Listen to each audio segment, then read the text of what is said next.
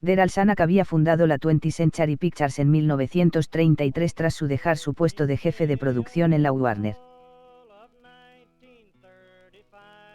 La compañía no pudo empezar con mejor pie, y durante los 2 años siguientes batió récords de taquilla con títulos como Clive of India o Los Miserables. Pero una disputa accionarial con la United Artists, copropietaria de la compañía, cortó la buena racha. El resultado de ese desencuentro sería una nueva empresa, la 20th Century Fox, Fox en lo sucesivo, de la que Zanuck fue nombrado vicepresidente ejecutivo. Inmediatamente la nueva compañía volvió a colocarse entre la élite de las productoras. Pero ese ascenso tuvo más que ver con la cantidad que con la calidad. Sus éxitos en taquilla lo fueron a base de melodramas sostenidos por el atractivo de nuevas figuras como Loretta Young o Donna Meach, o de comedias protagonizadas por la estrella de la radio Jimmy Durante o la nueva niña prodigio Shirley Temple. Casi todo olvidado y olvidable. Así, durante el lustro que va de 1935 a 1939 la Fox se tuvo con conformar con 3 nominaciones al Oscar a Mejor Película, ninguna de ellas premiada. Durante ese mismo periodo la Metro-Goldwyn-Mayer obtuvo en esa categoría 3 estatuillas y 17 nominaciones más. Menor era el palmarés de la Warner Bros., con un Oscar y otras 8 nominaciones. Menor el palmarés, pero a buen seguro mayor la quemazón de un Zanuck que había abandonado la compañía de los 4 hermanos, aunque para entonces era cosa de uno, Jack, por una disputa de salario. Y es que en la época de los grandes estudios y en consecuencia de los grandes productores los egos eran tan importantes como los beneficios. Por eso no tuvo dudas en adquirir los derechos del gran éxito editorial del año, éxito en ventas para colmo redondeado con los premios Pulitzer y National Books Award. Rectifiquemos, si las tuvo.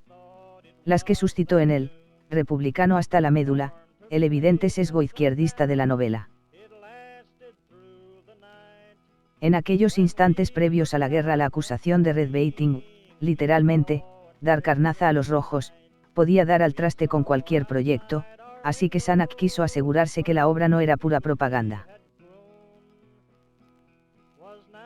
Para este fin mandó un equipo de investigadores tanto a los valles vinícolas de California como a la propia Oklahoma. Las conclusiones de los investigadores no pudieron ser más concluyentes. Steinbeck no solo no exageraba al relatar las duras condiciones de los Okies, sino incluso se quedaba corto. Con el aval de la verdad, el productor se metió de lleno en la tarea. Contaba con un presupuesto de $800.000, a los que había que sumar los $100.000 pagados a Steinbeck por los derechos. Una cantidad comparable a otros clásicos de 1940 como Rebecca e Historias de Filadelfia con $947.000 y $914.000 respectivamente, aunque bastante exigua al lado de los 2 millones con los que contó Chaplin para hacer Su Gran Dictador. La primera misión consistió en la localización de escenarios. Los municipios de Sayre y McAllister, ambos en Oklahoma, fueron los lugares elegidos como punto de partida del periplo de los Youth. Era deseo de Zanuck, y seguramente también de Steinbeck, que este periplo se ajustase lo más posible a lo descrito en la novela. De este modo se eligieron lugares a lo largo de la Ruta 66 expresamente citados en la obra. Así en Nuevo México destaca Santa Rosa, donde se rodó la icónica escena en la que Tom Youth ve pasar un tren sobre el puente que atraviesa el río Pecos. Ya en Arizona tenemos el Parque Nacional de El Bosque Petrificado, inhóspito paraje este donde 5 años antes se rodó la película del mismo título protagonizada por Leslie Howard, Bette Davis y Humphrey Bogart. Levantado sobre el río Colorado en el límite entre Arizona y California, el puente Topeka Old Trails Bridge es considerado como la tradicional puerta de entrada al Estado Dorado, y como no podía ser de otra forma también tuvo su momento de protagonismo. Otro lugar célebre fue la estación de Daggett, una especie de control aduanero donde los emigrantes recibían la correspondiente autorización para entrar en California, ¿o no? Asimismo aparece reflejado el desierto de Mojave, situado inmediatamente después de la línea fronteriza. Una vez en el corazón fértil de California, la fidelidad geográfica pasó a un segundo plano. Como cabe imaginar, el malestar causado por la novela no ponía nada fácil las cosas, tanto en lo referido a los permisos de rodaje, como en el temor a posibles reacciones hostiles. En consecuencia, se rodó donde se pudo rodar. Recordemos que los enclaves expresamente mencionados en la obra son Tulare, donde los Youth se instalan en un vagón abandonado, y Whitpatch, localidad en la que se sitúa el campamento gubernamental. No hay mención exacta del lugar donde se localizaba el Hooverville o poblado chabolista al que llegan antes de recalar en Whitpatch, como tampoco se precisa dónde se dirigen tras abandonar este último.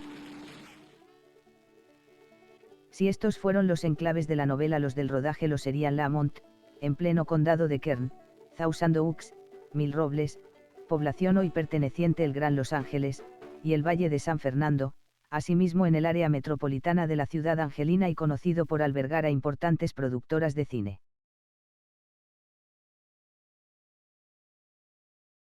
El siguiente paso fue la elección de director. Para 1940 John Ford era ya John Ford. En una época en que los directores pasaban desapercibidos, había conseguido hacerse un nombre. Ciertamente aún no estaba al nivel de Frank Capra, el único que había logrado que el suyo figurara incluso por encima del título de la película, pero con obras como la oscarizada El delator o la canónica La diligencia, era una garantía para Zanuck. Aparte, el productor tenía una espina clavada con Ford. Y es que aunque el director había fichado por la 20th Century en 1920, a partir de 1931 el contrato dejó de ser en exclusiva con la compañía de Zanuck. El caso es que casi todas las grandes películas de Ford durante los años 30, incluidas las dos oscarizadas, tuvieron el sello de la competencia, limitándose los éxitos con la Fox a las también estimables Joven Mr. Lincoln y Corazones Indomables. Definitivamente Zanuck necesitaba una gran película como El Comer. Claro que la misión tenía un hándicap añadido, el no poder contar con un protagonista de relumbrón. Las estrellas de la época estaban en otras productoras, y tomarlas prestadas era un dispendio fuera del alcance de la Fox. No en vano la ausencia de grandes figuras era tal vez la más llamativa de las carencias que arrastraba la compañía desde la fusión con la Fox en 1933. Había contado con una, hoy más bien ignorada, Will Rogers. De hecho, el propio Ford rodó 3 películas con él.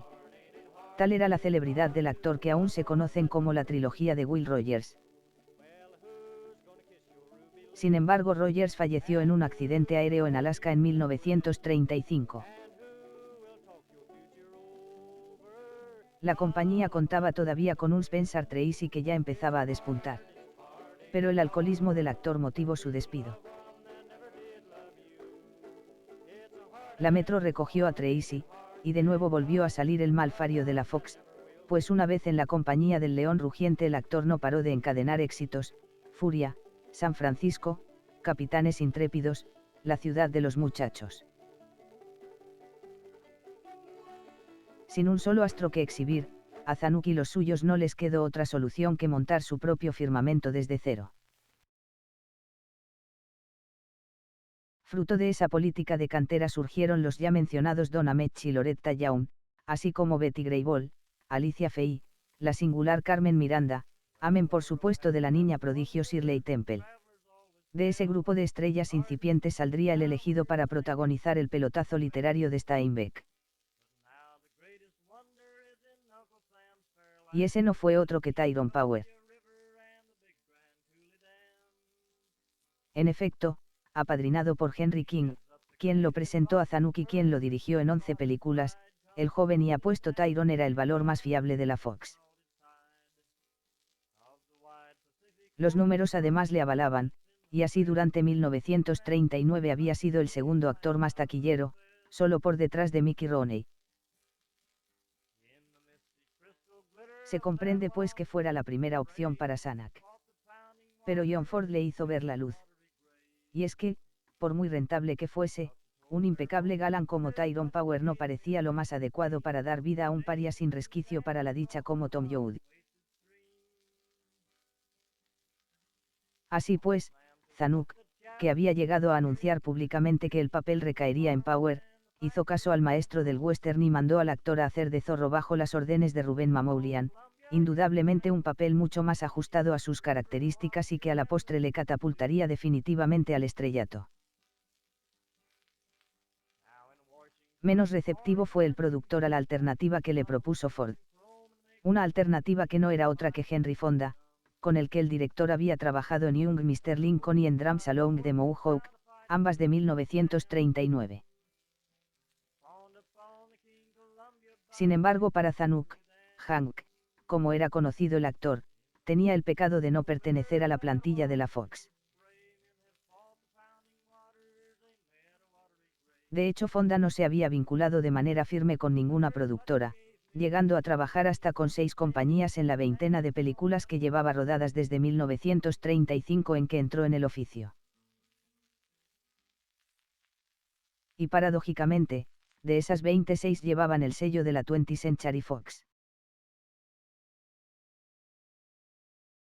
Pero para Zanuck las uvas de la ira era cuestión aparte.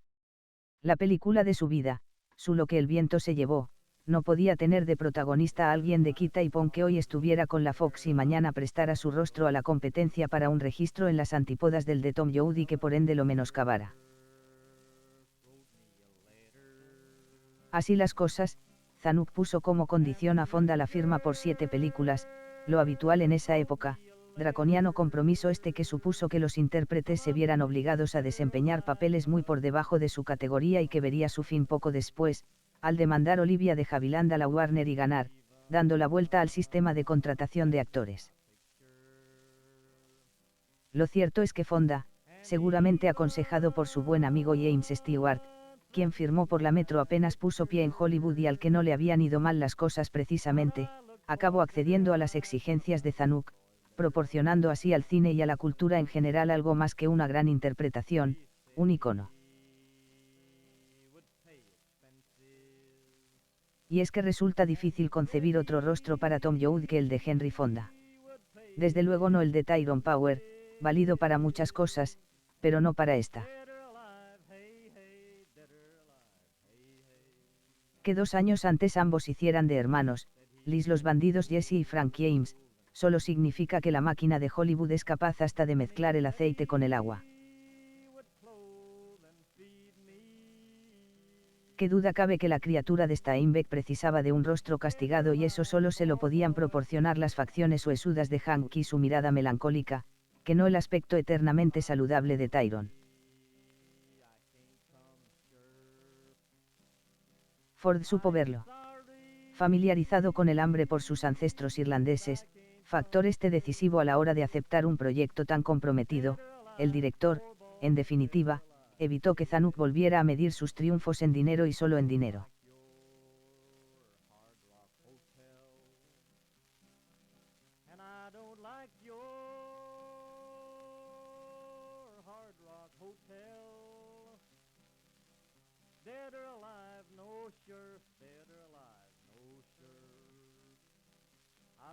Si en cambio hay que colocar en el haber del productor la elección de Albert Newman para la banda sonora. Newman, quien para entonces ya atesoraba 2 Oscars y otras 3 nominaciones, ganaría un total de 9 estatuillas entre bandas sonoras, orquestación y canciones, récord aún no superado por músico alguno, eligió como base musical una vieja canción del oeste, Red River Bailey. No se sabe mucho del origen de la melodía y mucho menos de su autor.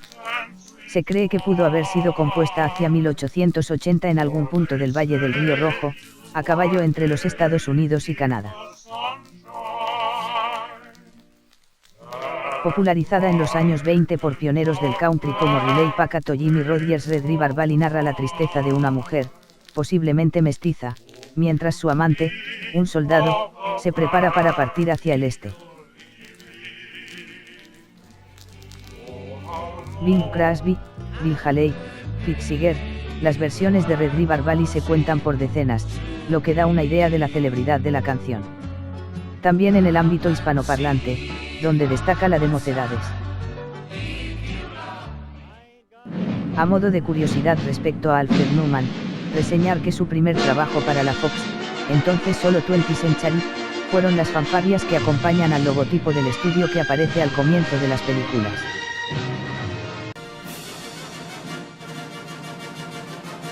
Un logotipo y unas fanfarrias que perduran hasta el día de hoy. Para el guión, Zanuck eligió también a lo mejor que tenía en su casa, Nunnally Johnson. Johnson llevaba trabajando en exclusiva para la Fox desde 1935. Creador y adaptador por igual, de sus manos salió el libreto de los hermanos James, aunque lo más granado de su producción vendría con posterioridad a las uvas de la ira. Suyos serían los guiones de La Ruta del Tabaco, Las Llaves del Reino y Las Tres Caras de Eva, de la que también fue director. En momento alguno interferido por Steinbeck, Johnson se ceñiría al texto de la novela en lo esencial de la misma. Para culminar el equipo técnico, Zanuck escogió al que tal vez sea el mejor director de fotografía de la historia del cine. Hablamos de Greg Toland. Ganador del Oscar el año anterior por Cumbres Borrascosas, las innovaciones de Toland fueron tantas que no sería exagerado considerarle el Edison de la fotografía filmada. Su impecable trabajo en las uvas, solo se verá superado por el que realizaría un año más tarde en la madre de todas las películas posteriores a 1941, Ciudadano Kane. Y es que no son pocos los historiadores del cine que piensan que la brillantez de la cinta le debe tanto a la genialidad de Orson Welles como a la solvencia de Toland. En cuanto a los actores de reparto, y partiendo de una premisa real, las limitaciones de presupuesto, y otra posible, las reticencias a mezclarse en un proyecto que venía precedido por la polémica, Zanuck hubo de conformarse con secundarios de más bien escaso relumbrón. Estrellas no de primer nivel, pero por lo general de acreditada profesionalidad y que cumplieron a la perfección con la labor que se le había encomendado, el de parecer gente corriente. El más conocido de todos ellos desde la óptica actual sin duda es John Carradine. Después de la guerra contra la Confederación. Patriarca de una saga de actores, Carradine llevaba apenas un lustro en el cine durante el cual había participado en 14 películas, 4 dirigidas por John Ford, entre ellas La Diligencia. Siempre dando vida a personajes excéntricos, con el tiempo se especializaría en el género de terror. El actor encarna al predicador Jim Casey, quien se une a la familia Youd en su viaje a la Tierra Prometida y que respalda siempre a Tom en sus reivindicaciones por los derechos de los jornaleros. En este sentido, y volviendo con las interpretaciones bíblicas de la novela y por extensión de la película, hay quien compara la relación entre ambos con la que mantienen Moisés y su hermano Aarón durante el Éxodo, esto es, uno, el líder audaz, el otro, su prudente cooperador. Por metáforas que no quede.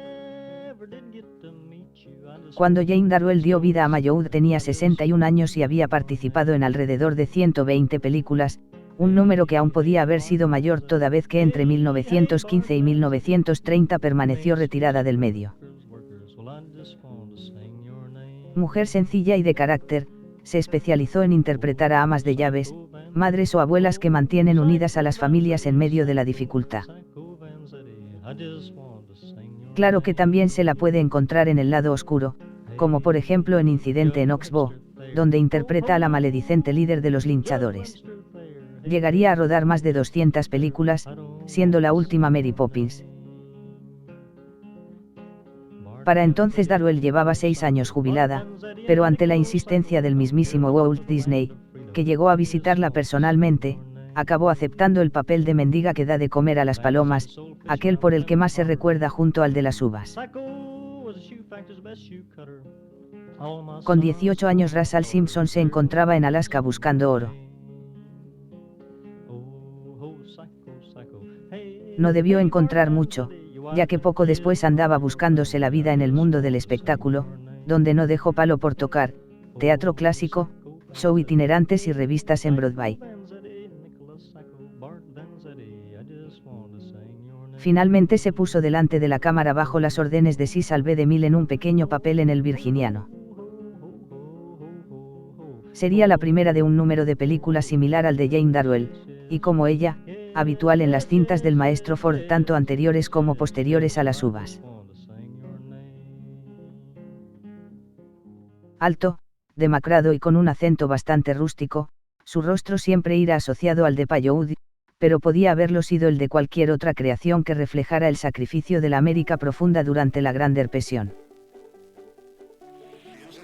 Del resto del elenco destaca Ward Bond, no tanto por su pequeño papel, el del poli que conmina a los Youth a recluirse en uno de los campamentos y no dejarse ver por la ciudad, como por su protagonismo en el futuro cine de Ford. Aunque más bien habría que unir su nombre al de John Wayne, con quien trabajó en 23 películas, una asociación, la de los dos John y Ward, que tuvo su punto culminante en Centauros del Desierto, donde interpreta al capitán que acompaña a Wayne en la búsqueda de su sobrina secuestrada por los indios. Más insignificante es aún el papel de Jack Pennick. Ya no solo en esta, sino en cualquiera de las más de 140 películas en las que participó. No obstante, si hablamos aquí de él es porque tiene el récord de participaciones en cintas de John Ford, 47.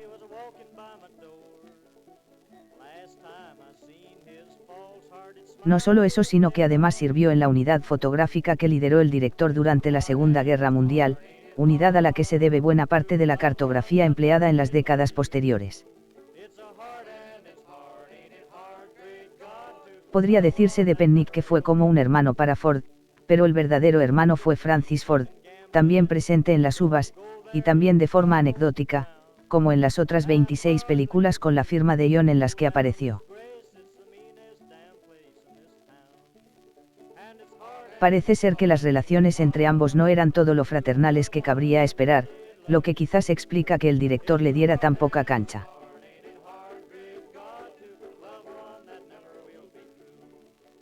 De hecho, la única actuación destacada de Francis fue en Oxbow Incident, y esa no lleva la firma de John.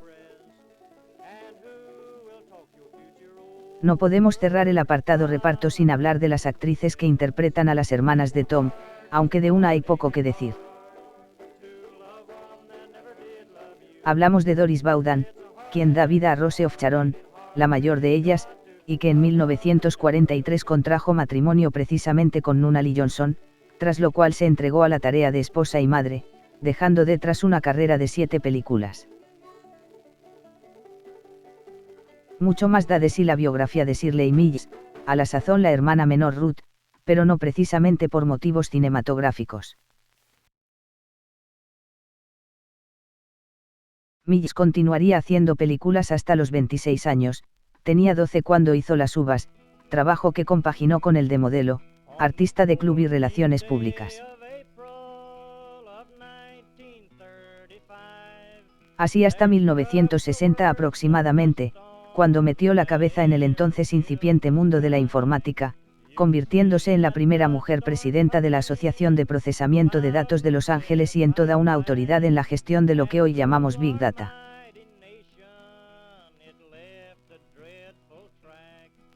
Si eso fuera poco, Mills montó una empresa de contactos matrimoniales. En fin, toda una emprendedora la pequeña de los Youth.